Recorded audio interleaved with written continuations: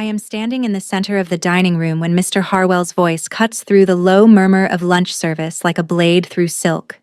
"You're done here. Clean out your locker." The room doesn't go silent. That would be too dramatic, too cinematic. Instead, the conversations continue at their polite volume. The clink of silverware on porcelain persists, and somewhere near the windows a woman laughs at something her companion has said. But I feel the attention shift. The kind of sideways awareness that comes when people sense conflict but don't want to be caught watching. My hands are still holding the empty dessert tray. I set it down on the nearest service station, keeping my movements slow and controlled, because if I rush, if I fumble, I'll shatter whatever composure I have left. "I'm sorry?" My voice comes out quieter than I intended. "You heard me?" Harwell's face is the particular shade of red that comes from fury contained behind professional courtesy. He's the floor manager here at the Laureate, one of those private club restaurants where memberships cost more than I make in a year. I've worked here for 8 months, long enough to learn the rhythm of the place, not long enough, apparently, to understand the rules. "I don't understand the child." He bites off each word. "You gave the child ice cream." I glance toward table 7, where the little girl is still sitting with her father. She's maybe 6 years old, dark hair pulled back in a blue ribbon, wearing a dress that probably cost more than my rent. She's eating the vanilla ice cream I brought her, swinging her legs beneath the chair, oblivious to the fact that her dessert just ended my employment. Her father is watching me. Not watching Harwell, not watching the scene unfolding in the middle of his lunch. Just watching me. He's the kind of man you notice without meaning to. Not because he's loud or demanding, but because of the stillness he carries. Even seated, he has a presence that makes the air around him feel denser. Dark suit, dark hair touched with gray at the temples, and eyes that I can feel from across the room. I've served him 3 times in the past month. He never speaks more than necessary, never complains. Tips exactly 20%, calculated to the dollar. "She asked for ice cream," I say to Harwell, keeping my voice level. "I brought her ice cream." "You brought her something that wasn't ordered. You made a decision without consulting the kitchen, without checking with me, and without regard for club policy."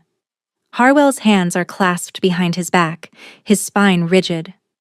"Mr. Volkov is one of our most valued members. You don't presume to know what his daughter needs." "She's a child who wanted ice cream." The words come out before I can stop them.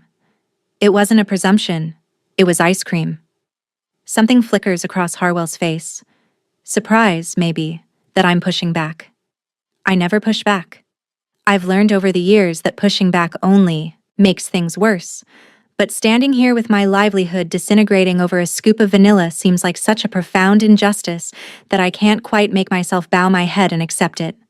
"Clear out your locker." Harwell turns on his heel and walks toward the kitchen, leaving me standing alone in the center of the dining room with everyone trying very hard not to stare. I should leave immediately. I should take what's left of my dignity and walk out. Instead, I make the mistake of looking back at table 7. The little girl is still eating her ice cream, but her father is still watching me. Our eyes meet for just a moment, and I see something there I can't quite name. Not pity. Not amusement. Something more careful, more deliberate. Then I turn and walk toward the staff corridor, my spine straight, my hands steady, even though everything inside me is fracturing. The locker room smells like industrial detergent and the faint ghost of cigarette smoke that clings to some of the staff, despite the strict no-smoking policy. My locker is number 42, tucked in the corner near the maintenance closet. I spin the combination lock, 16, 31, 7, and pull out the few items I keep here. A cardigan in case the dining room gets cold. A paperback novel with a cracked spine. An extra pair of stockings still in the package. A granola bar I never got around to eating. It all fits in my purse. 8 months of work reduced to objects that weigh less than a pound. I'm changing out of my uniform when Lena comes in. She's another server, older than me by a decade, with a weathered face and kind eyes that have seen too much. Sable, honey, I'm sorry. It's fine. I fold my uniform blouse carefully, leaving it on the bench for whoever handles the laundry. It's not fine. Harwell's being an asshole. Lena leans against the lockers, her arms crossed. That little girl looked so happy when you brought her that ice cream. Apparently that wasn't the point. The point is that Harwell's terrified of anyone who might complain. And Volkov. She trails off, shaking her head. He's not the kind of man you cross. I look up from buttoning my coat. What do you mean? Lena hesitates, choosing her words carefully.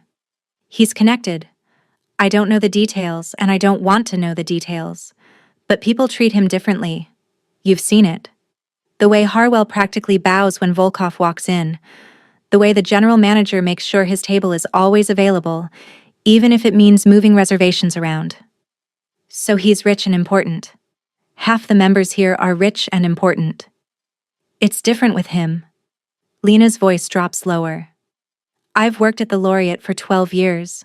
I've seen a lot of powerful people come through those doors. Politicians, CEOs, old money families who've had memberships since the club opened. But Volkov, when he's here, even the other powerful people get quiet. I close my locker and spin the lock. Well, it doesn't matter now. I won't be seeing him again. Lena touches my shoulder, a brief gesture of solidarity. You'll find something else. You're good at this. Apparently, not good enough. I hoist my purse onto my shoulder and walk out of the locker room for the last time. The staff exit leads to an alley behind the Laureate, a narrow strip of pavement between the club's brick facade and the building across the way. It's drizzling, the kind of persistent mist that's too light to justify an umbrella but heavy enough to soak through clothing given time. I don't have an umbrella anyway. I walk. My apartment is 45 minutes away by subway, but I need the time to think, to process, to figure out what comes next. The rent is due in 12 days. I have enough money in my checking account to cover it. Barely. But that will leave me with almost nothing for food or utilities. I'll need to find another job immediately. Today, if possible. But who's going to hire me without references? And Harwell will never give me a reference, not after I questioned him in front of the members. The panic starts in my chest, a tight knot of anxiety that makes it hard to breathe. I've been in this position before, more than once. And every time I've clawed my way back to stability, only to have something knock me down again. It's exhausting, the constant precarity, the feeling that I'm one mistake away from losing everything. I gave a child ice cream. That was my mistake. The thought is so absurd that I almost laugh, but there's nothing funny about it. In the world I live in, that kind of mistake is enough. I'm halfway to the subway station when I hear footsteps behind me. I don't turn around. I've lived in this city long enough to know that acknowledging someone following you can sometimes make things worse, but the footsteps match my pace, staying close enough that I know they're deliberate. Miss Hale. The voice is male, unfamiliar, and entirely too close. I stop walking and turn around. The man standing 3 feet away is tall and broad-shouldered, wearing a dark suit that looks expensive even in the drizzle. He's maybe 35, with a face that would be handsome if it weren't so carefully blank. Miss Sable Hale? Who's asking? My hand tightens on my purse strap. Mr. Volkov would like to speak with you. Of course. Of course this day would get stranger. I don't think that's a good idea. It wasn't a request. The man's tone doesn't change, but something in his posture does. A subtle shift that makes me aware of just how much larger he is than me, how empty this street is, how easily this could go wrong. I'm not going anywhere with you. I take a step back. Mr. Volkov is waiting in the car. The man gestures toward the street, where a black sedan is idling at the curb. The windows are tinted dark enough that I can't see inside. He'd prefer to speak with you privately. It will only take a moment. Every instinct I have is screaming at me to run, but I've learned to read people over the years, to distinguish between actual danger and implied threat. And this man, he's not threatening me. He's delivering a message. There's a difference. What does he want to talk about? That's between you and Mr. Volkov. I look at the car, then back at the man. If I say no, then I'll tell Mr. Volkov you declined and you'll go about your day. The man's expression doesn't change. But he was very specific that he wanted to speak with you. He doesn't often make such requests. The way he says it makes me think that refusing might not be the smartest move. Not because of what this man will do, but because of what refusing Caspian Volkov might mean in ways I don't yet understand. Fine. I walk toward the car. But I'm not getting in. He can roll down the window. The man nods, accepting this compromise without argument. He walks ahead of me and opens the rear door of the sedan, speaking briefly to whoever is inside. Architected scene dynamics establishing power, tension, and character foundation. I need to continue building this scene. Sable is approaching the car cautiously. This is her first direct interaction with Caspian Volkov. I need to show his power and control, establish his character, calm, observant, deliberate, make the conversation tension-filled but respectful. Have him acknowledge what happened without making her feel patronized, start building their dynamic. Not resolve everything immediately. Let me continue writing the scene where they talk through the car door par window. Then Caspian Volkov steps out of the car instead. He's taller than I expected. At the table, seated, I could see his shoulders and his face, but standing he has several inches on me even though I'm not particularly short. He doesn't smile, doesn't offer a hand to shake, just looks at me with the same careful attention he had in the restaurant. Miss Hale. His voice is quiet, the kind of quiet that makes you lean in to hear better. I wanted to apologize. That's not what I expected. For what? For the scene in the dining room. You lost your position because of my daughter. He says it simply, as a statement of fact, rather than an expression of guilt. You didn't fire me, Harwell did. Because of my daughter, he repeats. The cause may be indirect, but the effect is the same. I shift my weight, uncomfortable with where this is going. Your daughter didn't do anything wrong. She asked for ice cream. I chose to bring it to her. Without permission, without following protocol. He tilts his head slightly. Why? Because she's 6 years old and she wanted ice cream. The words come out with more heat than I intended. Because making a child happy seemed more important than following protocol. Something changes in his expression. Not a smile, exactly. More like recognition. You were kind to her. Kindness should not be punished. Apparently, it should. Not by me. He reaches into his jacket and pulls out a business card, holding it between 2 fingers. I'm looking for someone to help manage my household. The position includes room and board, full benefits, and a salary that I think you'll find more than adequate. I stare at the card without taking it. You're offering me a job. Yes. Because I gave your daughter ice cream. Because you showed kindness to my daughter without expectation of reward, and you were punished for it. His eyes haven't left my face. And because I believe you would be good at the work. You don't know anything about me. I know enough. He moves his hand slightly, drawing my attention back to the card. You've worked at the Laureate for 8 months. Before that, you were at the Meridian Hotel for a year.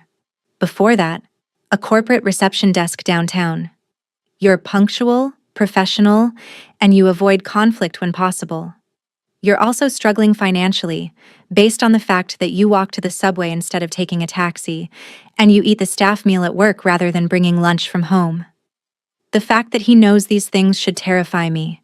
Maybe it does. A little. But mostly I'm angry. You had me investigated. I pay attention. He says it without apology. And I make it my business to know the people in my orbit. I'm not in your orbit. I just served you lunch a few times. And now I'm offering you a position in my household. If you accept, you will very much be in my orbit.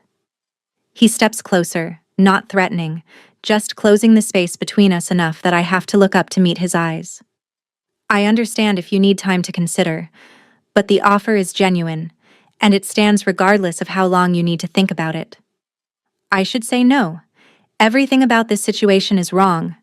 Strange men don't offer live-in positions to women they barely know. Powerful men don't chase down fired waitresses to give them jobs. And yet, what exactly would I be doing? I ask. Managing the household staff, overseeing my daughter's daily schedule, ensuring the home runs smoothly. He pauses. I'm not often there. My work keeps me occupied. But Iris needs stability, and the current arrangement isn't providing that. Iris. The name fits the little girl with the blue ribbon. She's 6, bright, curious, prone to asking questions that most adults can't answer. There's something in his voice when he talks about her. Not softness exactly, but a different quality, less controlled. She liked you. That's not common. I brought her ice cream. Most kids like people who bring them ice cream. She liked you before the ice cream.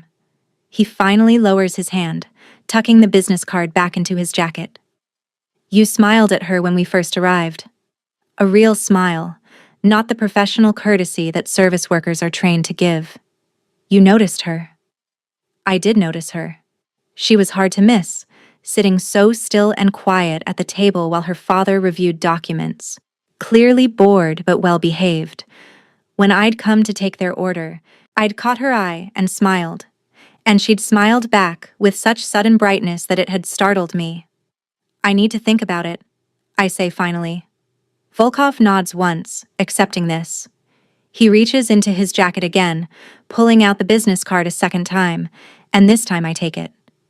The card is heavy, expensive stock, with minimal information. Just a name, Caspian Volkov, and a phone number. Call when you've decided. He steps back toward the car. The position is yours if you want it. Then he's gone, sliding back into the sedan with a grace that seems at odds with his size. The door closes with a solid thunk, and the car pulls away from the curb, leaving me standing in the drizzle with a business card in my hand and absolutely no idea what just happened. I look down at the card. The paper is already starting to spot with moisture. I tuck it into my coat pocket and start walking again, my mind spinning through possibilities and dangers in equal measure. A job with room and board would solve my immediate problems. I wouldn't have to worry about rent or food, at least for a while. And if the salary is as good as Volkov suggested, I could start saving money, build up a cushion, have something to fall back on when this inevitably goes wrong, because it will go wrong. Things like this always do, but what if it doesn't? What if this is just a legitimate job offer from a man who happens to be wealthy and powerful and feels guilty that his daughter got me fired? Except Volkov didn't seem guilty. He seemed deliberate. Like this was a decision he'd made carefully, not an impulsive gesture of compensation. I reach the subway station and descend into the familiar underground world of tile and fluorescent light and the smell of hot metal and humanity. The platform is crowded with the lunch hour rush, people packed shoulder to shoulder, everyone avoiding eye contact in that particular city way. When the train arrives, I squeeze into a car that's already too full and grab a pole for balance. A man beside me is listening to music so loud I can hear it through his headphones. A woman across from me is reading a romance novel with a shirtless man on the cover. A teenager near the door is arguing with someone on her phone about meeting up later. Normal life.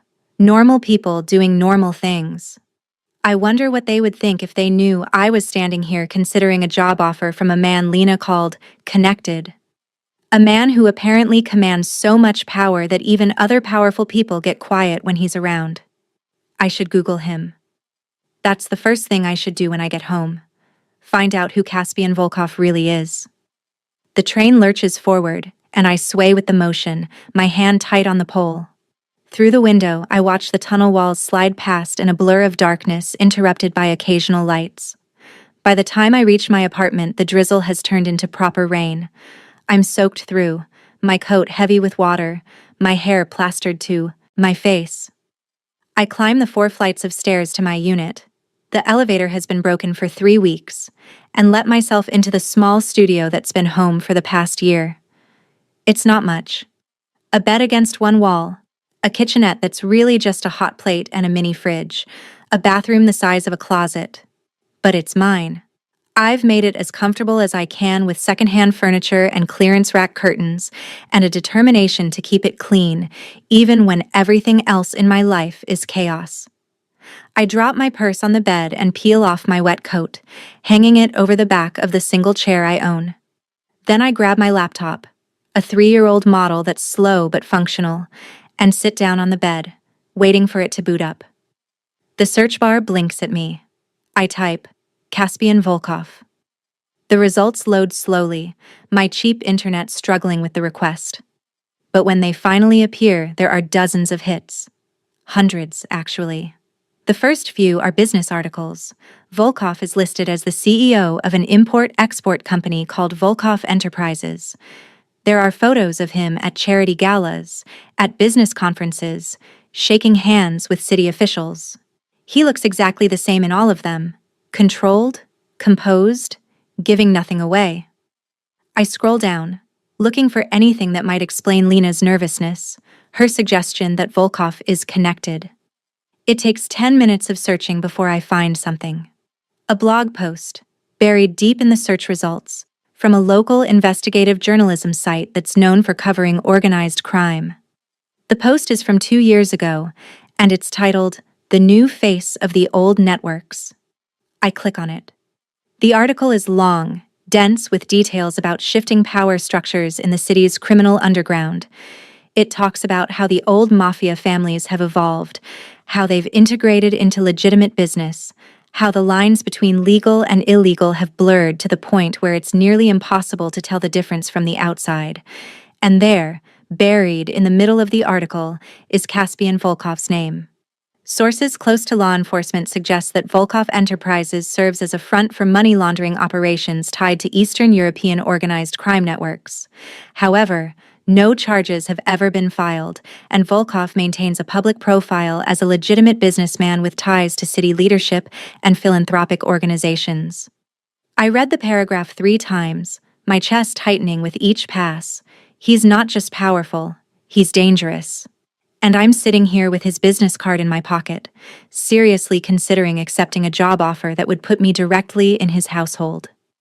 I close the laptop and stand up, pacing the small space between my bed and the kitchenette. This is insane. I should throw away the card. I should forget this whole thing happened.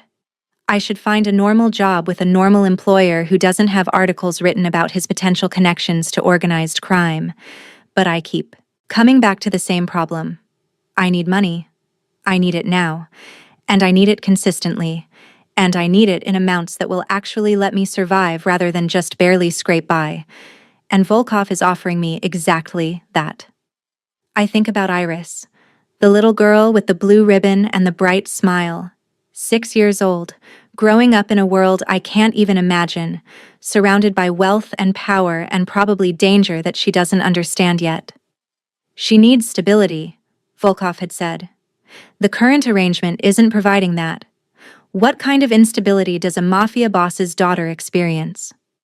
I sit back down on the bed, pulling my knees up to my chest, and stare at the wall.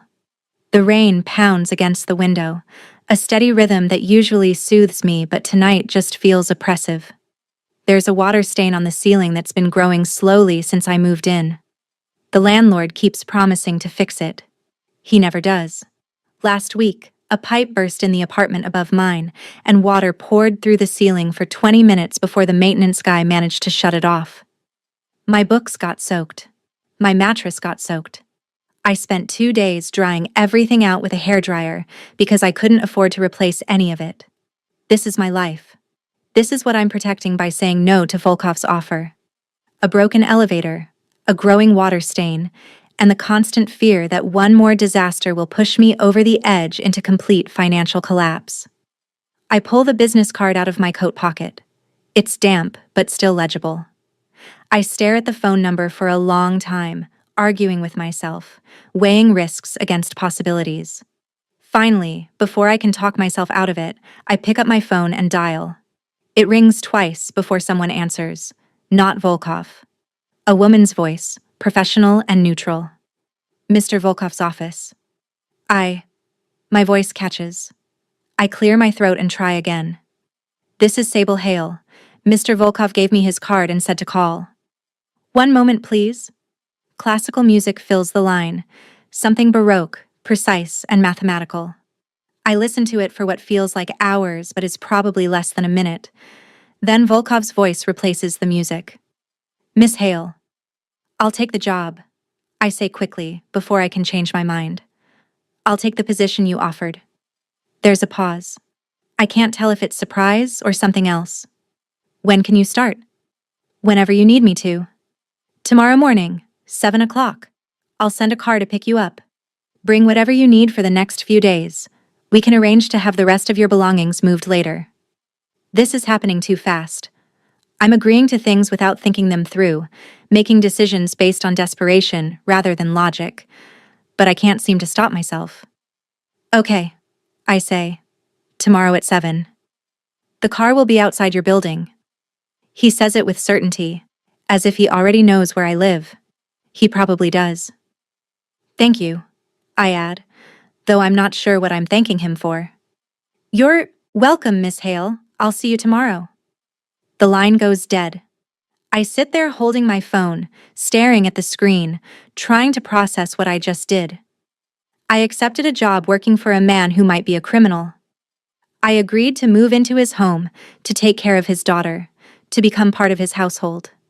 And I did it without negotiating salary, without asking about specific duties, without getting anything in writing. I'm either brave or stupid, and I'm not sure which. I spend the rest of the evening packing. I don't have much.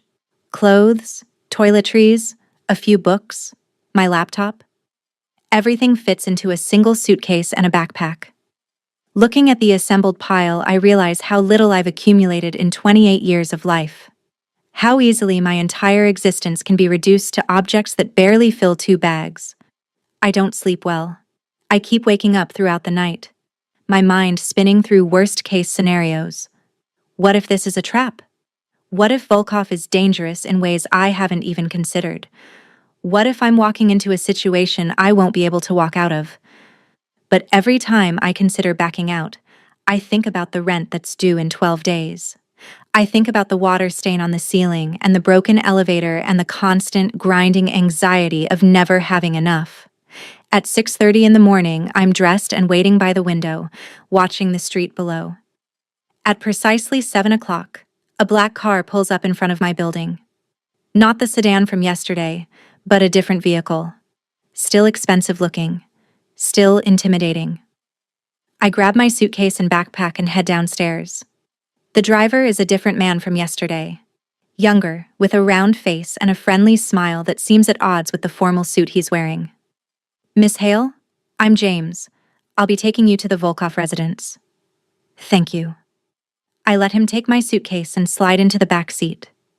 The interior of the car is immaculate. Leather seats that smell new, climate control that's set to exactly the right temperature, and a privacy screen between the front and back that's currently lowered. It's about a 40-minute drive, James says as he pulls away from the curb. Mr. Volkov wanted me to let you know that breakfast will be ready when you arrive. That's kind of him. James glances at me in the rearview mirror. Mr. Volkov is very particular about his household running smoothly. You'll find that he's exacting, but fair. I'm not sure how to respond to that, so I don't. Instead, I watch the city pass by outside the window as we drive through neighborhoods I recognize, then through areas I've only seen from a distance. The buildings get nicer, the streets get cleaner, the people walking dogs on the sidewalk are wearing clothing that costs more than my monthly rent used to be. We're heading into one of the wealthiest areas of the city, a section where old money and new money have created enclaves of privilege behind gates and security systems. The Volkov residence, when we finally reach it, is not what I expected. I'd been imagining something ostentatious, something designed to display wealth. Instead, the house is elegant and understated, set back from the road behind a high wall and a gate that opens automatically as we approach. The architecture is modern but classic, all clean lines and large windows, surrounded by mature trees that provide privacy without feeling oppressive. James pulls up to the front entrance and comes around to open my door. Welcome to the residence, Miss Hale. I step out of the car and the front door opens before I can even approach it. A woman in her 50s emerges, dressed in a crisp gray dress that speaks of professional household management. She has kind eyes but a serious expression. "Miss Hale, I'm Mrs. Chen. I oversee the household staff." She offers her hand and I shake it. "Mr. Volkov is in a meeting, but he asked me to show you around and get you settled." "Thank you." Mrs. Chen gestures for me to follow her inside. The foyer is spacious but not overwhelming, with polished wood floors and artwork on the walls that looks original rather than mass-produced. Everything is immaculate, from the fresh flowers on the side table to the way the morning light falls through the windows. The household consists of myself, James, who you've met, a chef named Anton who comes in daily, 2 housekeepers who work rotating schedules, and a groundskeeper who maintains the exterior. Mrs. Chen explains as we walk. "Your role will be to coordinate all of this, to manage Iris's schedule, and to serve as Mr. Volkov's personal assistant for household matters." She leads me through a series of rooms, a living room with floor-to-ceiling windows overlooking a garden, a dining room with a table that could seat 12, a library filled with books that look read rather than decorative. "This is the family wing," Mrs. Chen says, opening a door that leads to a quieter corridor. "Mr. Volkov's office is here, though he also has an office downtown. Iris's room is at the end of the hall, and this..." She opens another door. "This will be your room." The room is larger than my entire apartment. A king-size bed, a sitting area with a couch and armchair, floor-to-ceiling windows with a view of the garden, and a door that leads to a private bathroom. Everything is decorated in soft grays and blues, elegant without being fussy. "I'll leave you to settle in," Mrs. Chen says. "Breakfast is in the conservatory whenever you're ready. Just follow the hall back to the main house and turn left at the library." She leaves, closing the door behind her, and I'm alone in a room that feels like it belongs in a magazine spread rather than in my actual life. I set my suitcase on the bench at the foot of the bed and sit down on the mattress.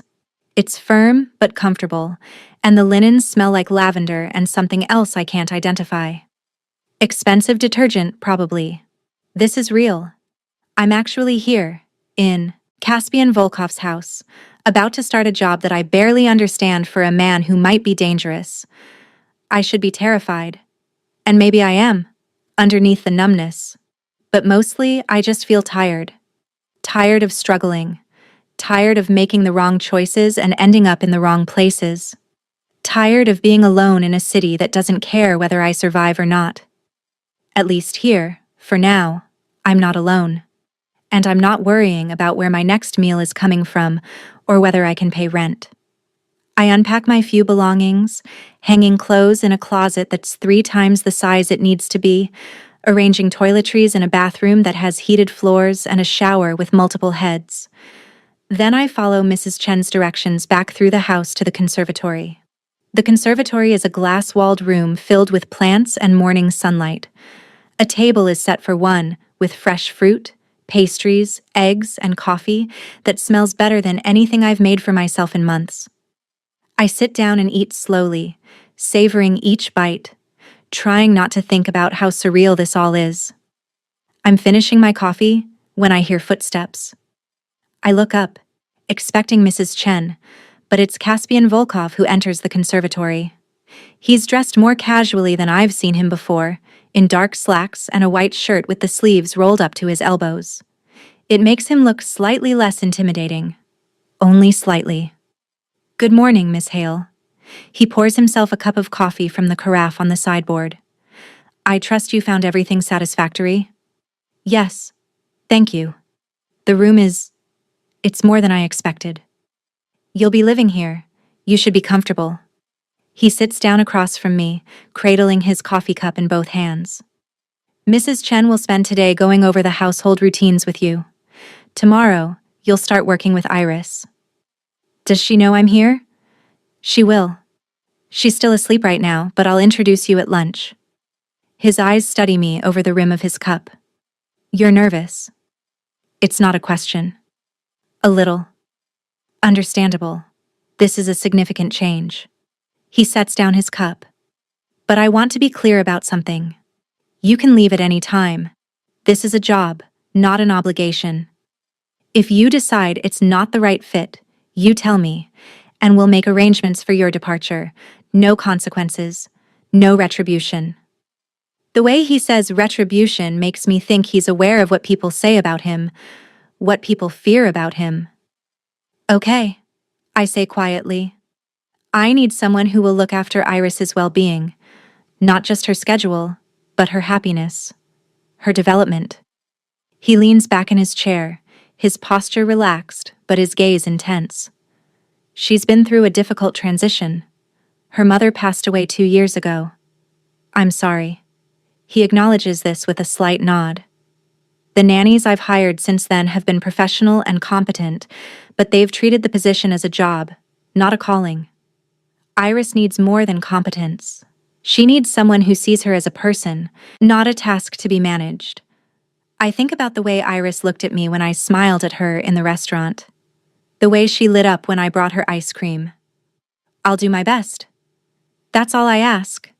He stands, clearly signaling that the conversation is over. Mrs. Chen will find you when you're ready to begin. He leaves the conservatory as quietly as he entered, and I'm alone again with the remains of breakfast and a growing sense that I've just agreed to something far more complicated than household management. The rest of the day passes in a blur of information. Mrs. Chen walks me through every aspect of the household operations, from the cleaning schedules to the security systems to the preferred vendors for everything from groceries to dry cleaning. She shows me the household accounts, the budget spreadsheets, the calendar that coordinates everyone's movements. Mr. Volkov is very particular about certain things, she explains. He likes his morning coffee at exactly 6:30. He prefers silence during breakfast unless Iris is present. He doesn't tolerate tardiness or disorder. Noted. He's also generous to staff who prove reliable. The health insurance is excellent. The retirement contributions are above industry standard, and he pays annual bonuses based on performance. I'm starting to understand that working for Volkov is like working for a small corporation, complete with benefits and performance reviews and hierarchies. Except this corporation happens to be run out of a private home by a man who may or may not have ties to organized crime. By the time Mrs. Chen finishes the orientation, it's nearly noon. She leads me back to the conservatory, where lunch has been set out. 3 places this time. Volkov is already there, standing by the windows with his phone to his ear, speaking in what sounds like Russian. He sees us enter and ends the call immediately. And then Iris appears. She's wearing jeans and a sweater today, her dark hair loose around her shoulders, and when she sees me, her entire face transforms with recognition. "You're the ice cream lady." I can't help but smile. I am. "Father said you're going to work here now." She comes closer, looking up at me with open curiosity. "Are you going to live here too?" "Yes." "Good. The last lady who worked here didn't like children. She said I was too loud." Iris says this matter-of-factly, without any apparent hurt, but I catch the way Volkov's expression tightens slightly. "I like children," I say. "And I don't think you're too loud at all." Iris beams at this. "Do you like books?" "I have a lot of books." "I love books." "Can we read together after lunch?" I glance at Volkov, checking for permission. He nods slightly. "That sounds perfect," I tell Iris. Lunch is surprisingly normal. We eat sandwiches and fruit, and Iris talks almost non-stop about school, about her friends, about a bird she saw in the garden this morning. Volkov listens to her with complete attention, asking questions. That show he's genuinely interested in the small details of her day. Watching them together, I see a different side of him. Still controlled, still careful. But there's a softness in the way he looks at his daughter that makes him seem less dangerous and more human. After lunch, Iris takes my hand and drags me to her room, which is exactly what a 6-year-old's room should be. Colorful without being garish, filled with toys and books, and evidence of a child who's encouraged to be creative. There's a reading nook by the window with cushions and a shelf of picture books. We sit in the nook, and Iris hands me a book about a girl who discovers she can talk to animals. I read it aloud, doing different voices for the different characters, and Iris giggles at my interpretation of the grumpy old owl. We're halfway through the second book when I look up and see Volkov standing in the doorway, watching us. I have no idea how long he's been there. Iris notices him too. Father, Sable does the best voices. She made the mouse sound so funny. I heard. He steps into the room. It's time for your piano practice, Iris. Iris groans but doesn't argue. She slides off the cushions and gives me a quick hug before running out of the room, calling back over her shoulder. We can read more later, right? Absolutely, I promise. Then it's just me and Volkov in a room designed for a child, and the atmosphere shifts. Not threatening, exactly, but charged. She likes you, he says. I like her. She's wonderful. She is. He moves closer, and I stand up from the reading nook, feeling awkward sitting while he's standing. You're good with her. Natural. Thank you. You should know. He pauses, choosing his words. Iris is the most important thing in my life. The business, the money, the reputation. None of it matters compared to her safety and happiness. I understand. I don't think you do. Not yet. His eyes lock onto mine. There are people who would hurt her to get to me. There are threats that you can't see from the outside. The security around this house, the precautions we take, they're not excessive. They're necessary. My chest tightens. Is she in danger? No more than she would be as the daughter of any man in my position. But the danger exists, and you need to be aware of it. He crosses his arms. If you're going to be responsible for her care, you need to understand the reality of our situation. What exactly is your situation? He considers this, weighing how much to tell me. I run several businesses, some of which operate in gray areas of legality. I have enemies. I have competitors who would be happy to see me fail. And I have a daughter who is remarkably sheltered from all of this, and I intend to keep it that way for as long as possible. It's the most honest he's been with me since we met. I appreciate that, even as the information makes my stomach clench with anxiety. Why did you hire me? I ask. If the situation is so precarious, why? Hire someone you barely know? Because you showed kindness without calculation. Because you were willing to lose your job rather than make a child unhappy. Because when I looked into your background, I found someone who survived difficulties that would have broken most people, and you did it without becoming cruel or bitter. He uncrosses his arms, his posture relaxing slightly. I need someone I can trust around my daughter. Trust is not something I give easily, but I believe I can trust you. I should be flattered. Instead, I'm terrified, because the weight of his trust feels enormous, and I'm not sure I'm capable of carrying it. I'll do everything I can to keep her safe, I say finally. I know you will. He moves toward the door, then pauses. One more thing. The staff, Mrs. Chen, James, Anton, they're all aware of my business dealings. They're paid well for their discretion and their loyalty. You're now part of that inner circle. What you see and hear in this house stays in this house. Understood? Understood. He nods once and leaves, and I'm alone in Iris's room with the weight of everything he just told me pressing down on my shoulders. I spend the rest of the afternoon with Iris. We read more books, we draw pictures, we play a card game she's invented that has rules that seem to change every few minutes. She's bright and funny and affectionate, reaching for my hand when we walk through the house, asking questions about everything. Do you have any children? She asks at one point. No. Do you have a husband? No. Why not? I laugh. Those are complicated questions. Adults always say things are complicated when they don't want to explain. She says this with such serious wisdom that I have to laugh again. You're right. Okay. Simple answer. I haven't found the right person yet. Oh. She thinks about this. Father hasn't found the right person either. Not since Mother died. My chest aches at the casual way she mentions her mother. Do you miss her? Every day. Iris traces a pattern on the table with her finger. But I was really little when she got sick. Sometimes I forget what her voice sounded like. That makes me sad. I bet she had a beautiful voice. She did. Father says I sound like her when I sing. Iris looks up at me. Do you want to hear me sing? I would love to. She sings me a lullaby in Russian, her voice sweet and clear, and I sit there trying not to cry because this beautiful, open-hearted child has already experienced so much loss, and she's still somehow full of joy. When she finishes, I clap softly. That was lovely. Mother used to sing it to me every night. She yawns, the afternoon catching up with her. Will you sing to me sometimes? If you'd like me to. I would.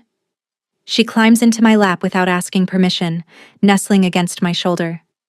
I'm glad you're here, Sable. I wrap my arms around her, this small person who's already claimed a piece of my heart.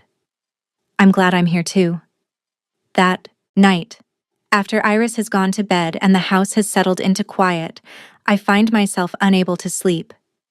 I walk through the dark hallways, familiarizing myself with the space, trying to settle the restless energy that's been building all day. I end up in the library. The lights are off, but moonlight streams through the tall windows, casting everything in silver and shadow. I run my fingers along the spines of the books, reading titles at random. Can't sleep. I spin around, my heart jumping into my throat. Volkov is standing in the doorway, wearing dark pants and a t-shirt barefoot. It's the most casual I've ever seen him, and somehow it makes him more intimidating rather than less. I didn't mean to intrude, I say quickly. You're not intruding. This is your home now. He walks into the library, moving past me to a shelf near the window. Have you read Tolstoy? Some. A long time ago. You should read him again, now that you're older. He pulls a book from the shelf and hands it to me. Anna Karenina. People think it's a love story. It's not. It's a story about the costs of choosing passion over stability. I take the book, my fingers brushing his. What do you think she should have chosen? I think she should have chosen herself, but that wasn't an option available to women of her time. He leans against the bookshelf, studying me. You're uncomfortable here. I'm adjusting. But you're uncomfortable. It's not a criticism, just an observation. You keep waiting for something bad to happen. He's right, and I don't know how he knows. Old habits. You've been hurt before. It's not a question, but I answer anyway.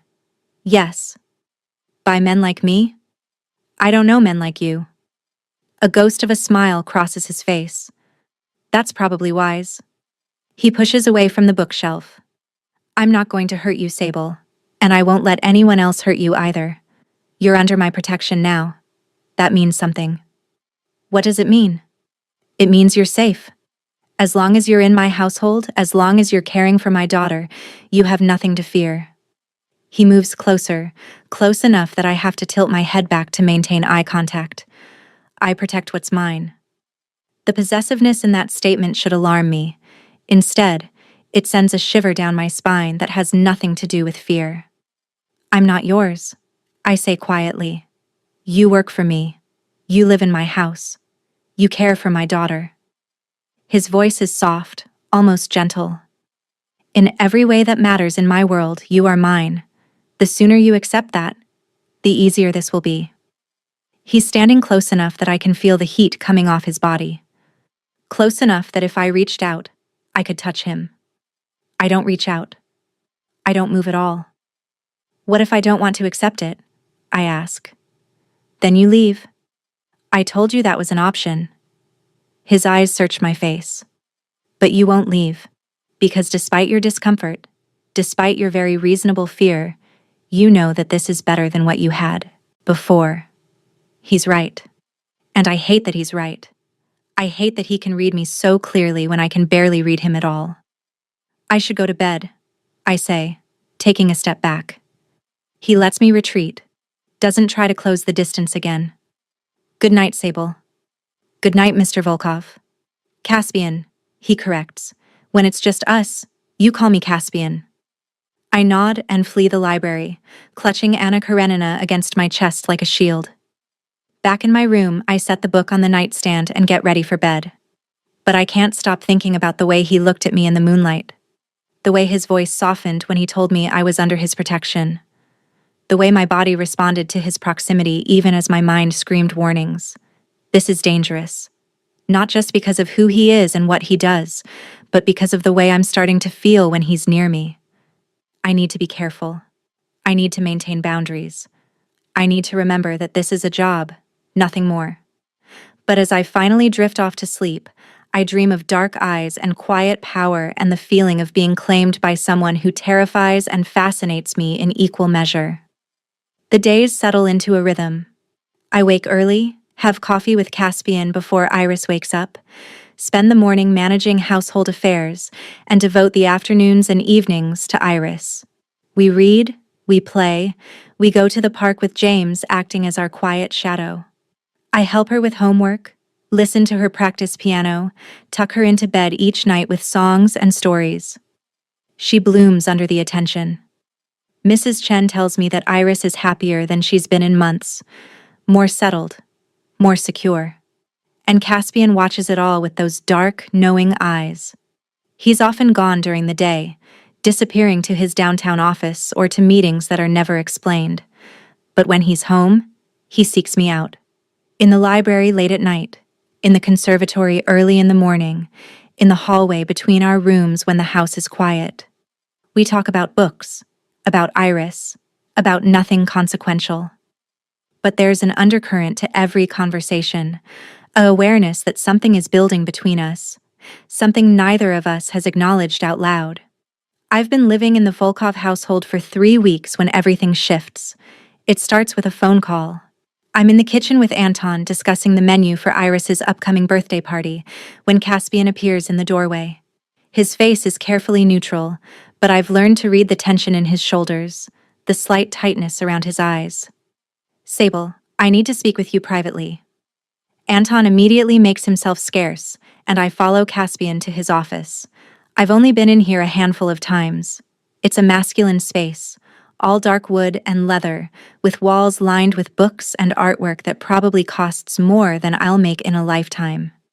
He closes the door behind us and gestures to one of the chairs facing his desk. I sit, and he remains standing, pacing slightly. There's a situation, says finally.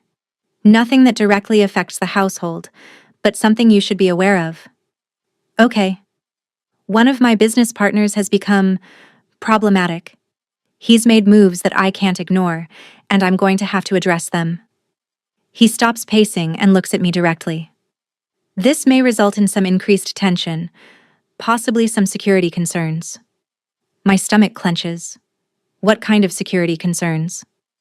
The theoretical kind, mostly. But I'm going to be increasing the security presence around the house. You may notice additional personnel. James will be with you and Iris whenever you leave the property. No exceptions. How long will this last? Hard to say. A few weeks. Possibly longer. He sits on the edge of his desk, closer to me now. I want you to understand that I don't take risks with Iris's safety. If I thought there was a real threat, I would send you both away until it was resolved. But this is precautionary. Precautionary because of what? He considers how much to tell me, and I can see the calculation in his eyes. My business partner believes he can undermine my position in our organization. He's wrong, but he's going to try. And when men like him try things, they sometimes make poor decisions that affect people who have nothing to do with the actual conflict. People like Iris. Exactly. I think about Iris's bright smile, her endless questions, the way she trusts me completely. What do you need me to do? Keep her routine as normal as possible. Don't let her see that you're worried. And if James or any of the security staff tell you to do something, you do it immediately without question. Understood. He reaches out and takes my hand, a gesture that surprises me. His fingers are warm, his grip gentle but firm. I won't let anything happen to either of you. I know. And I do know. Whatever else Caspian Volkov might be, he's a man who protects what he considers his. He releases my hand and stands.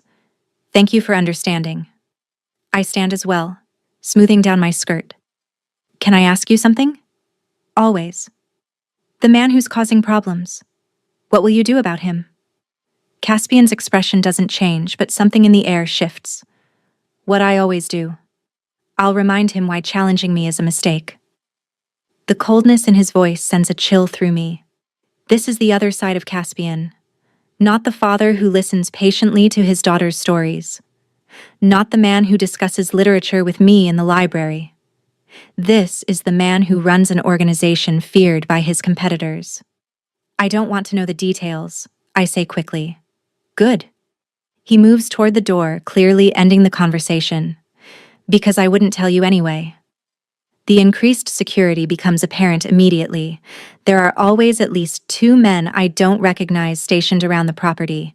When Iris and I go to the park, James is joined by another guard who trails us at a discreet distance. The gates now require a code to open from the inside, as well as the outside.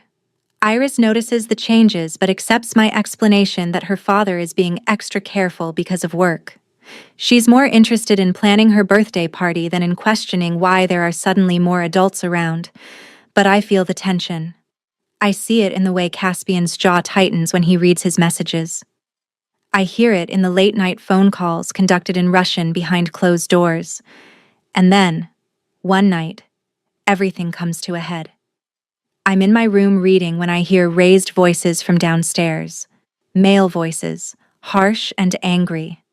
I set down my book and move to the door, opening it just enough to hear better. The voices are coming from Caspian's office. I recognize his voice, controlled even in anger. But there's another man, someone I don't know, shouting in what sounds like Russian mixed with English. I shouldn't go downstairs. I should stay in my room and pretend I heard nothing. But then I hear a crash, like furniture being overturned, and my concern for Caspian overrides my self-preservation. I move quickly down the hallway and the stairs, stopping just outside the office door. It's partially open, and through the gap I can see Caspian standing near his desk, his posture deceptively relaxed. Across from him is a man I've never seen before, red-faced and gesticulating wildly. "You think you can just cut me out?" the stranger shouts. "After everything I've done for this organization? You stole from me, Victor." Caspian's voice is quiet, but it carries more weight than the other man's shouting. "You thought I wouldn't notice. You were wrong. I took what I was owed. You took what wasn't yours." Caspian moves, faster than I would have expected for a man his size, and suddenly he has Victor pressed against the wall, his forearm across the other man's throat. "You made a choice. Now you live with the consequences." I should leave. I should absolutely leave right now. But I can't seem to make myself move. "Please," Victor chokes out. "I have a family." "Then you should have thought about them before you betrayed me." Caspian doesn't raise his voice, doesn't increase the pressure on Victor's throat. He doesn't need to.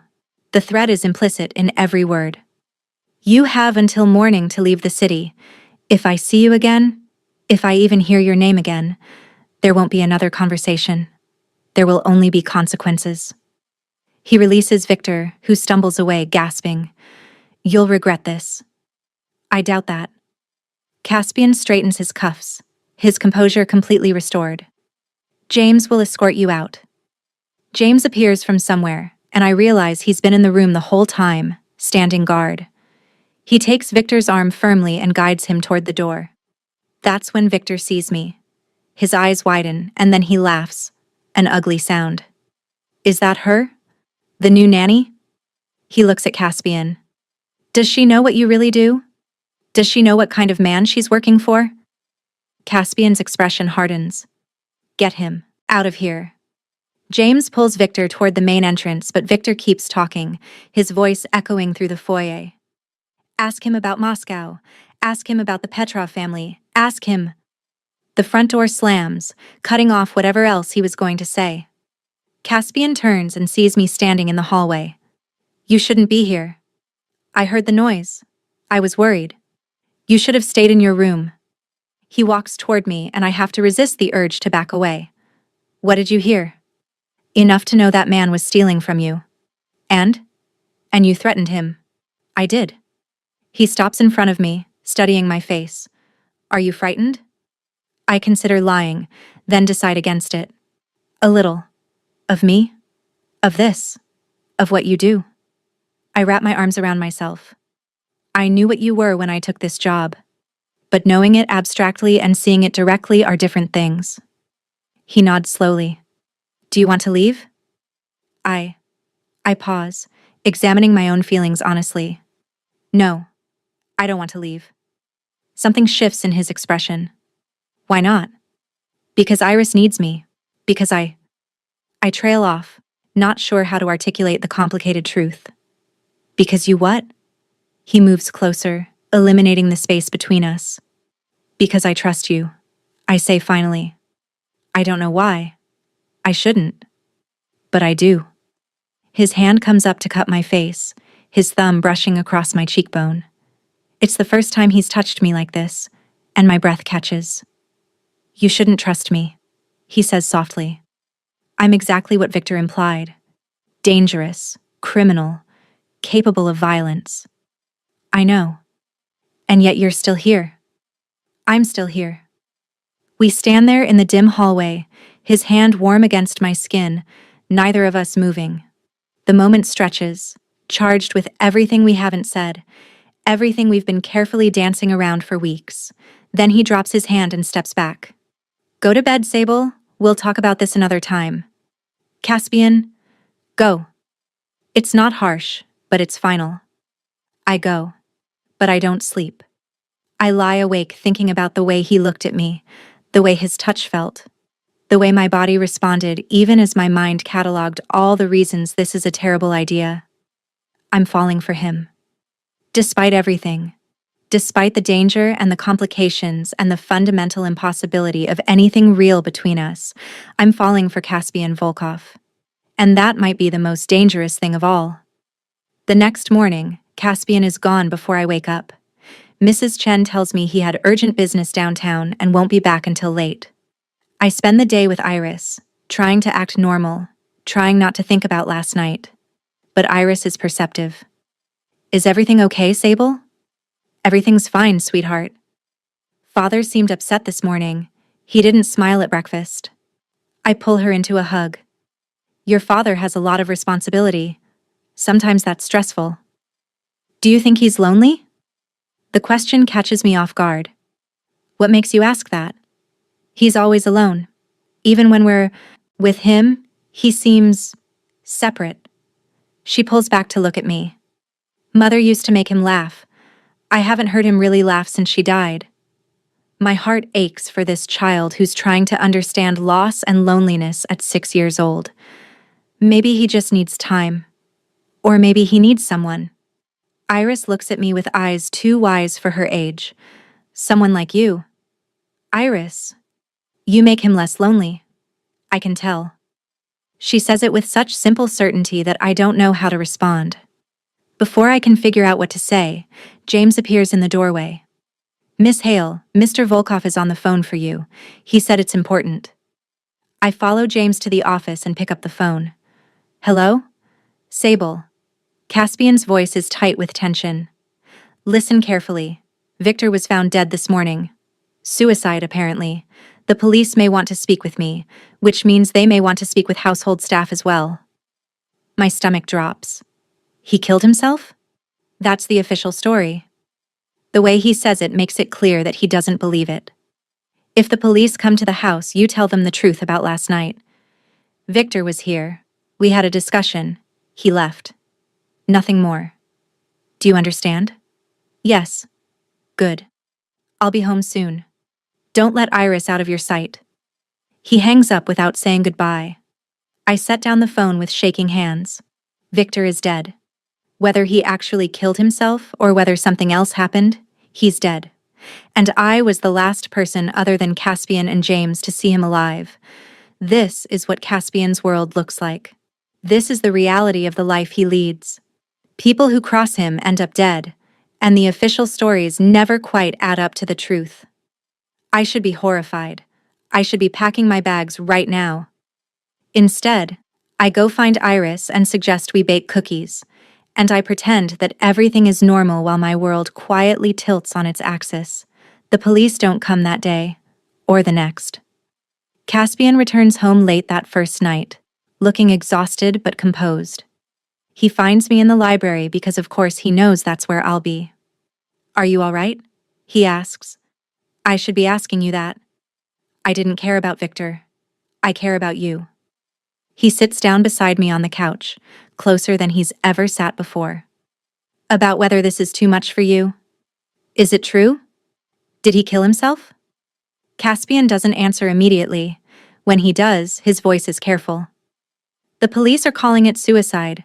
There's evidence to support that conclusion." "That's not what I asked." "I know." He looks at me directly. "What do you want me to say, Sable? That I'm a good man? That I only hurt people who deserve it? That there's a moral code to what I do?" "I want you to tell me the truth." "The truth is complicated. Victor made choices that put him at odds with powerful people. Whether he jumped or was pushed, the result is the same. He's gone, and the organization moves forward. And you feel nothing about it." "I feel satisfaction that a problem has been resolved. I feel relief that Iris is safer without him in the picture. I feel..." He pauses. "I feel concern that you're looking at me differently now." "I am looking at you differently." Something painful flashes across his face. "I understand if you need to leave." "I'm not leaving." The words come out firm, certain.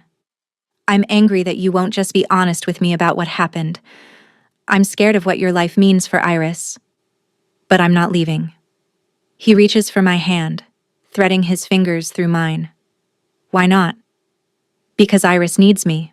Because..." I take a breath, making a choice. "Because I'm in too deep to walk away now." In too deep with the job or in too deep with me? My heart hammers against my ribs. Both. He pulls me closer, his free hand coming up to cradle the back of my head. We're so close now that I can see the fine lines around his eyes, the silver threading through his dark hair at the temples. "This won't end well," he says quietly. "Men like me don't get happy endings." "Maybe we don't need a happy ending. Maybe we just need this." He kisses me then, and it's nothing like I expected. Not aggressive or demanding. Instead, it's gentle, almost reverent, like he's been waiting for this, and now that it's happening, he wants to savor every second. I kiss him back, my hands fisting in his shirt, all my carefully maintained boundaries dissolving in the space between one heartbeat and the next. When we finally break apart, we're both breathing hard. "This changes everything," he says. "I know. I can't promise you safety. I can't promise you normalcy." I'm not asking for promises. I touch his face, tracing the line of his jaw. I'm just asking for honesty, for as much of the truth as you can give me. He turns his head and presses a kiss to my palm. "I'll give you everything I can, but there will always be parts of my life that I keep separate. Not because I don't trust you, but because knowing certain things would put you in danger." I understand. "Do you?" His eyes search mine. "Do you really understand what it means to be with me?" "Probably not completely, but I'm willing to find out." He kisses me again, deeper this time, and I let myself fall into it. Into him. Into this impossible situation that should terrify me but instead feels like coming home. We don't sleep together that night. We just sit on the couch in the library, his arm around me, my head on his shoulder, talking quietly about everything and nothing until the early hours of the morning. When I finally go back to my room, I feel changed, not frightened or uncertain, but resolved. I'm choosing this, choosing him. Choosing a life that's complicated and dangerous and probably unwise, but for the first time in longer than I can remember, I feel like I'm choosing rather than just surviving. The next few weeks pass in a strange kind of domestic bliss. During the day, I'm Iris's caregiver and household manager. During the evenings, after Iris is asleep, I'm Caspian's something. Not quite girlfriend. Not quite partner. Something undefined that exists in the spaces between what we are to the world and what we're becoming to each other. We're careful around Iris. She's too young to understand the complexity of adult relationships, and Caspian wants to protect her from confusion while she's still grieving her mother. So in front of her, we maintain professionalism. But I catch the way he looks at me across the dinner table, the way his hand lingers when he passes me something, the way his whole demeanor softens when I enter a room. Mrs. Chen knows. I can tell by the knowing looks she gives me, but she doesn't say anything. The staff has been with Caspian long enough to understand that discretion is paramount. Iris's birthday party happens on a Saturday afternoon. We've transformed the garden into a wonderland of balloons and streamers, and a dozen of her school friends arrive with their nannies or parents. I spend the afternoon managing games and cake and present opening, watching Iris light up with joy. Caspian is there too, more relaxed than I've ever seen him in public, actually laughing at the children's antics. He catches my eye at one point, and the look he gives me is so full of warmth that I have to look away before I start crying. This is what a normal life could look like. This is what happiness feels like. But that night, after the party is cleaned up and Iris is in bed, exhausted and happy, Caspian sits me down in his office with an expression I recognize as serious. "I need to go to Moscow," he says. "There are business matters that require my personal attention." My chest tightens. "How long will you be gone?" "A week, possibly 2. He takes my hand. "I want you and Iris to come with me." "To Moscow?" "I have a residence there. You'd be safe, and Iris would enjoy seeing the city. She hasn't been back since her mother passed away." He pauses. "And I'd prefer to have you both where I can protect you directly." "Is there a threat here?" "No more than usual. But Victor wasn't working alone, and while the situation has been resolved, I'd feel better knowing you're with me." I think about what this means, about traveling to a foreign country with a man I've known for less than 2 months, about immersing myself even deeper into his world. "Okay," I say. "We'll come." Relief flashes across his face. "Thank you." "But Caspian?" I squeeze his hand. "I need you to promise me something." "What?" "If this trip is dangerous, if there's any real chance that Iris could be hurt, you tell me. You don't protect me from information that I need to keep her safe." He considers this, then nods. "I promise." We leave for Moscow 3 days later. The flight is on a private jet, luxurious in a way that makes my old life feel like a distant dream. Iris is delighted by everything: the plane, the flight, the idea of seeing a new city. Caspian spends most of the flight on his phone and laptop, conducting business in rapid Russian. But he takes breaks to check on us, to answer Iris's endless questions about Moscow, to bring me tea, and make sure I'm comfortable. When we land, there's a car waiting. Not James this time, but a Russian driver who greets Caspian with obvious respect and maybe a touch of fear. The Moscow residence is even more impressive than the house back home. A 3-story building in the center of the city, classical architecture on the outside and modern luxury on the inside. There's a full staff waiting for us, and Caspian introduces me as Iris's caregiver, nothing more. That first night, I put Iris to bed in a room that's been prepared for her, complete with toys and books in both Russian and English. She's tired from travel but excited about exploring tomorrow. "I like it here," she tells me as I tuck her in.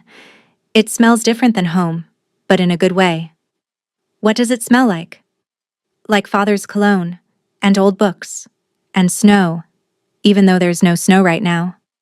She yawns. "Will we see Mother's grave while we're here?" My heart clenches. "If you'd like to, I can ask your father." "I would like to. I want to tell her about you." "About me?" "About how you make father smile again. I think she'd be happy about that." Iris's eyes are already closing. "I think she'd like you." I kiss her forehead and leave her to sleep, my emotions in turmoil. Caspian finds me on the terrace outside my room.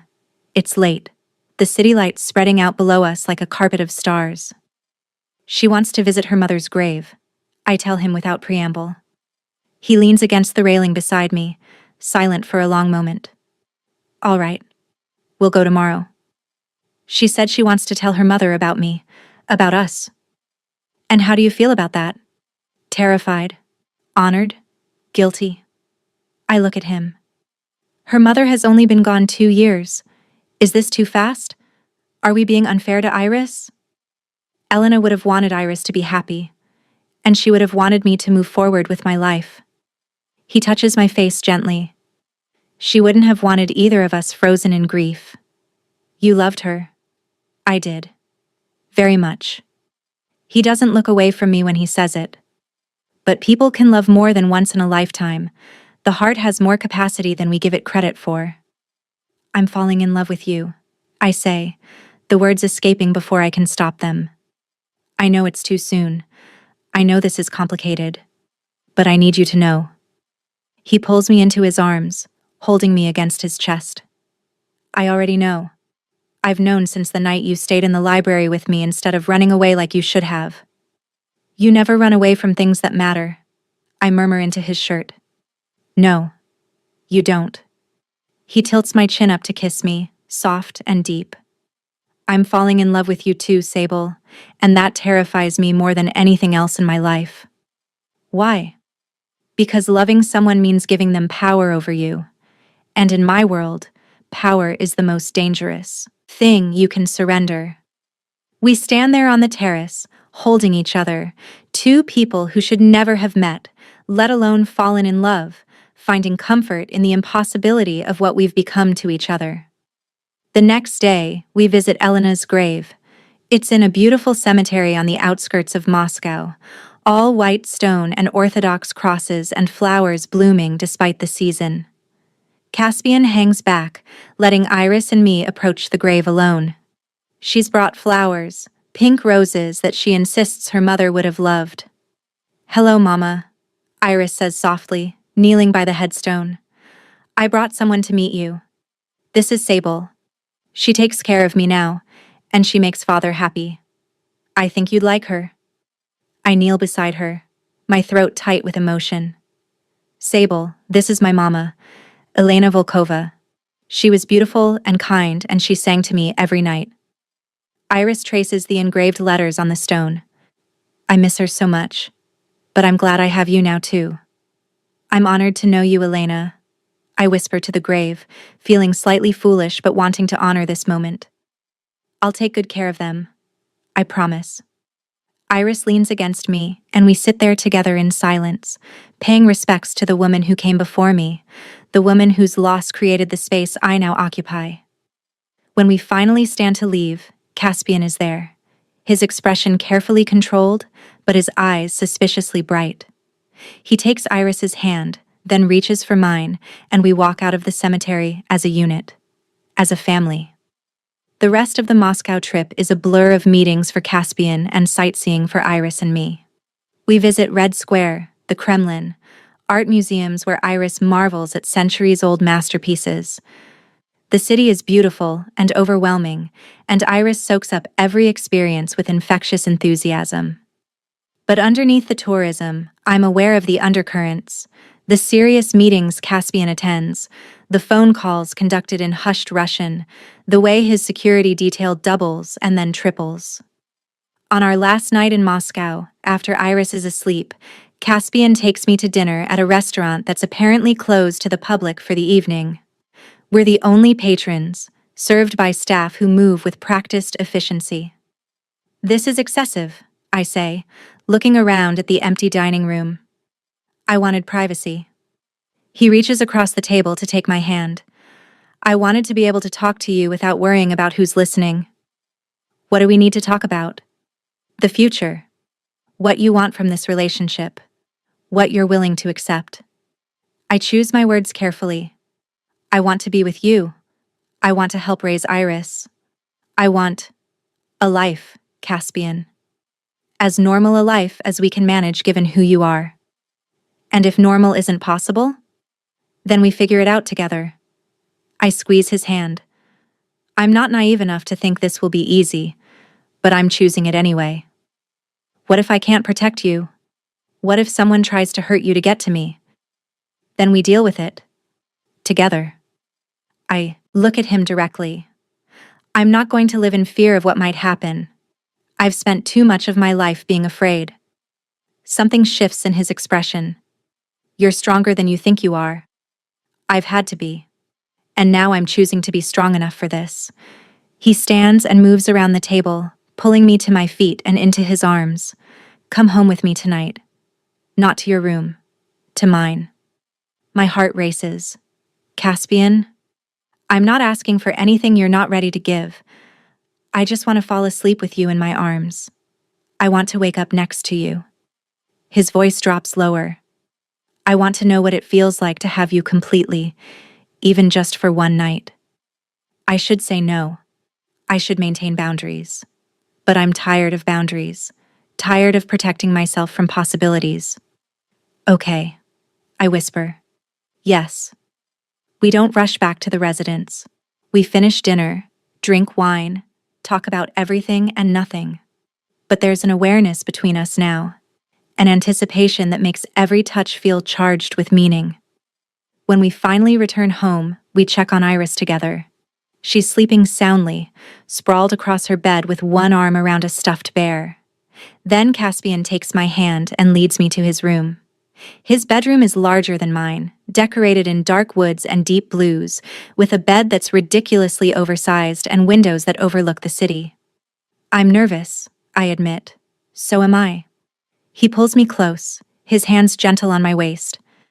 We don't have to do anything tonight except sleep. What if I want more than sleep? Then we'll take our time. No rushing, no pressure. He kisses me softly. Just you and me, figuring this out together. We undress each other slowly, reverently, like we're unwrapping something precious. He's beautiful in the dim light, all lean muscle and controlled power. And the way he looks at me makes me feel beautiful too, despite my scars and insecurities. We make love slowly, tenderly, learning each other's bodies and reactions. He's patient and attentive, making sure I'm comfortable, that I want this as much as he does. And when we finally come together completely, it feels like something more than just physical. It feels like a claiming, a promise, a bond forged in intimacy and trust. Afterward, we lie tangled together, my head on his chest, his fingers tracing patterns on my bare skin. I love you, he says into the darkness. I know it's soon. I know it's complicated. But I love you, Sable. I love you too. I press a kiss over his heart. Whatever comes next, we face it together. Together. He agrees. We fall asleep like that, wrapped around each other, two unlikely people who found something real in the midst of impossible circumstances. When we return home from Moscow, something has shifted. Not just between Caspian and me, but in the household as a whole. Mrs. Chen starts deferring to me on more significant matters. The staff treats me differently, with a respect that goes beyond my official role. And Iris, perceptive as always, starts referring to me as more than just her caregiver. Are you and father in love? She asks me one afternoon as we're baking cookies. I pause in the middle of measuring flour. What makes you ask that? You look at each other the way people in love do in movies, and you smile a lot more now. And father actually laughs at things. She adds chocolate chips to the bowl with intense concentration. It's okay if you are. I think it's nice. Would it bother you if your father and I were together? She considers this seriously. A little bit maybe, because it means mother really isn't coming back. But also not really, because I already knew she wasn't coming back. And you make him happy. And you make me happy. So I think mother would approve. I pull her into a hug, this wise, wonderful child who's handling her life with more grace than most adults could manage. I do love him, I tell her honestly. And I love you too. I know. She hugs me back fiercely. Can I call you Sable Mom? My heart clenches. If you'd like to, but only if you're comfortable with it. I'm comfortable with it. She pulls back and grins at me. Now can we finish these cookies? I want to give some to Father when he gets home. That night, after Iris is in bed, I tell Caspian about the conversation. Sable Mom, he repeats, a smile playing at the corners of his mouth. She's claimed you completely. Is that okay with you? It's more than okay. He pulls me down onto his lap. I've been thinking about our future, about making this official. My heart starts racing. Official how? I want you to marry me. He says it simply, directly. Not for appearances, not for convenience, because I love you, and I want you to be part of this family permanently. Caspian, I know it's fast. I know there are complications. But when has that ever stopped us? His hands frame my face.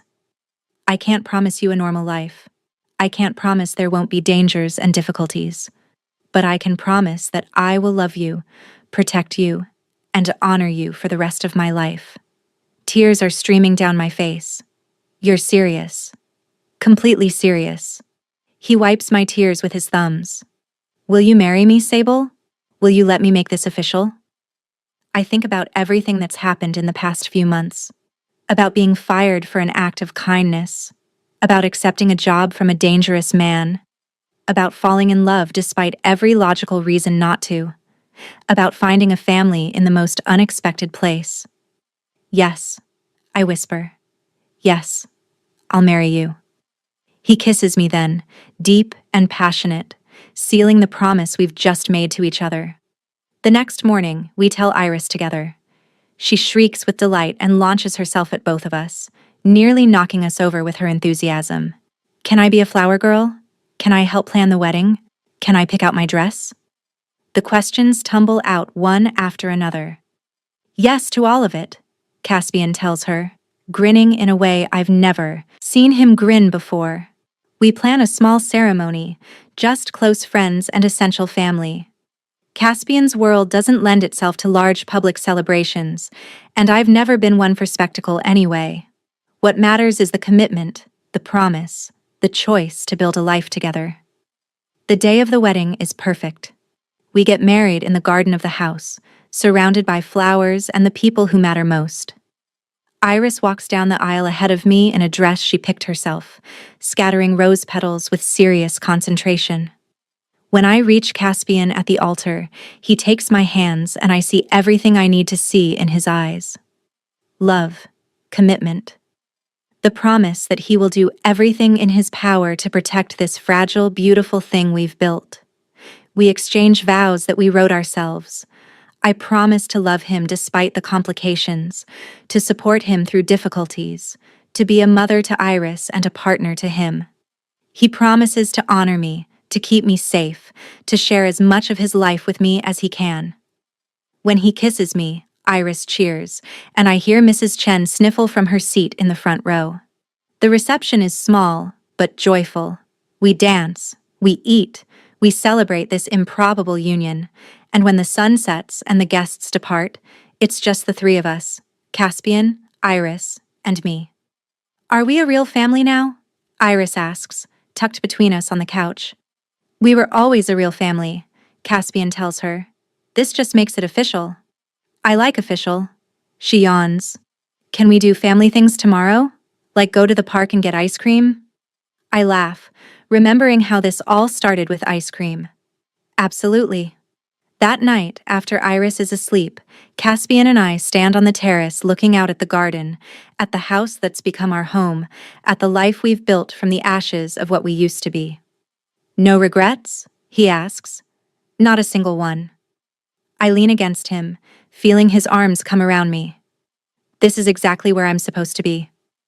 Even knowing what you know about me? About my business? Especially knowing that. I turn to face him. I didn't fall in love with an idea of you, Caspian. I fell in love with the reality. With the man who protects his daughter fiercely. With the man who saw someone being punished for kindness and decided to do something about it. With the man who's capable of ruthlessness but chooses to be gentle with the people he loves. You see me more clearly than anyone ever has. His voice is rough with emotion, including myself sometimes.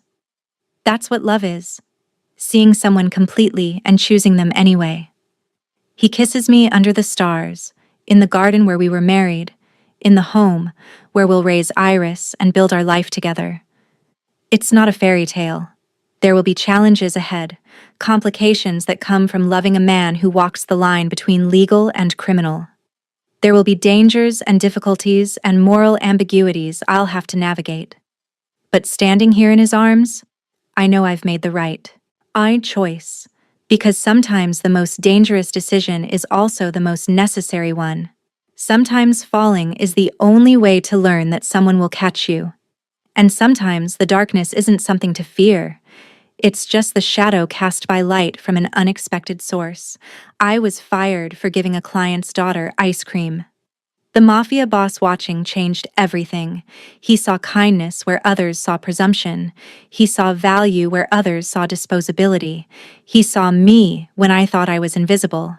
And in seeing me, in choosing me, he gave me something I'd been searching for my entire life, a place to belong.